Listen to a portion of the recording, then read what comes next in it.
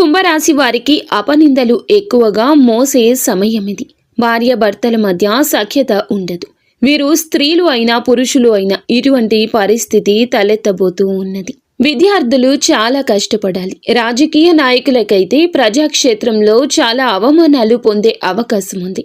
ఎప్పటి నుంచో ఎక్స్పెక్ట్ చేస్తున్నటువంటి విషయాల్లో పదవి కావచ్చు, పేరు కావచ్చు, ఇవన్నీ కూడాను కాస్త చేజారిపోయే అవకాశం ఉంది. కోర్టు వ్యవహారంలో నెగటివ్ వచ్చే అవకాశాలున్నాయి. భార్యాభర్తల మధ్య సఖ్యత లోపమవుతుంది. ఇవన్నీ కూడా సరిదిద్దుకోండి.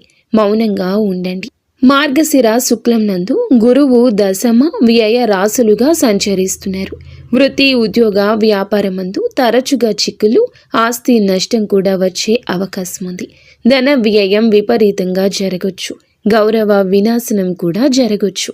ఇష్టదేవత ఆరాధన నిత్యము చేసుకుంటూ కాస్త సంయమనం పాటించండి. మీకు ఇంకా ఇతరత్ర ఎటువంటి సమస్యలు, సంతాన సమస్యలు, భార్యాభర్తల సమస్యలు, స్త్రీ పురుష వశీకరణం కూడా చేయగలరు మా గురువు గారు.